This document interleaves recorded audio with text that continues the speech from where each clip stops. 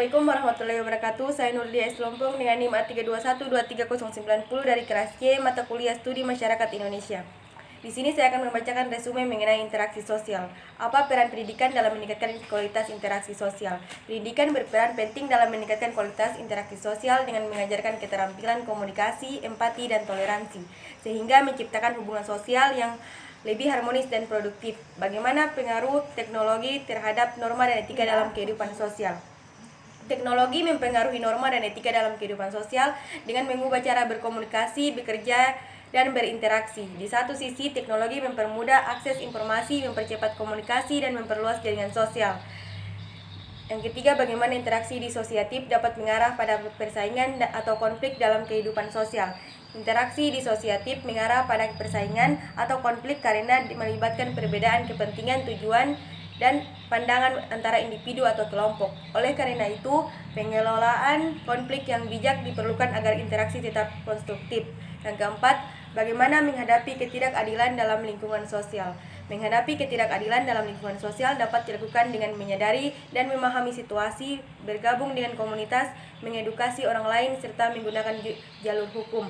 Yang kelima, bagaimana perubahan sosial mempengaruhi interaksi sosial di masyarakat.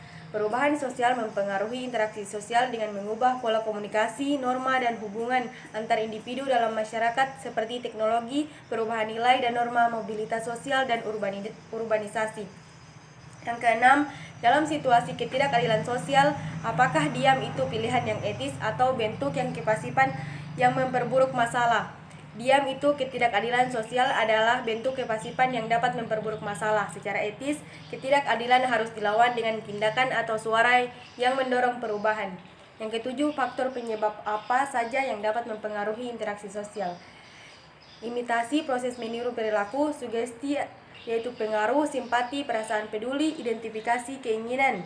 Interaksi sosial merupakan tindakan sosial yang memiliki hubungan dinamis menyangkut antara orang maupun kelompok.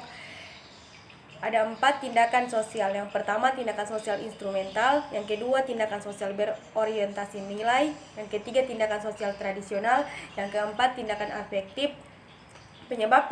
Faktor penyebab interaksi sosial. Yang pertama, imitasi atau proses meniru perilaku. Yang kedua, sugesti atau pengaruh. Yang ketiga, simpati, yaitu perasaan peduli. Yang keempat, identifikasi, yaitu kecenderungan atau keinginan. Syarat-syarat interaksi sosial. Yang pertama, kontak sosial.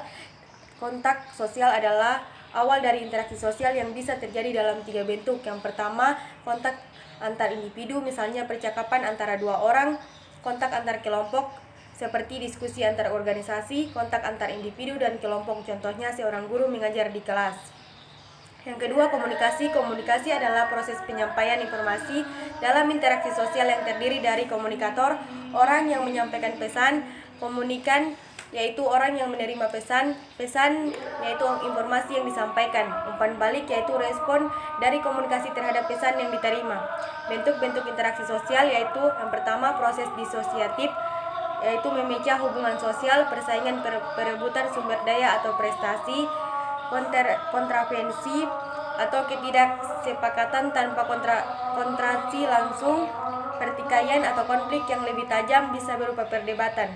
Konflik yaitu pertentangan terbuka yang bisa mengarah pada kekerasan.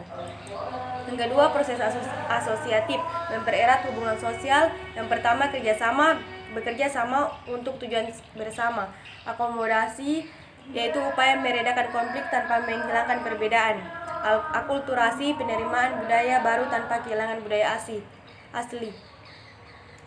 Asimilasi, penyatuan dua budaya hingga membentuk budaya baru. Singkatnya, interaksi sosial dapat bersifat membangun, asosiatif, atau memecah belah disosiatif.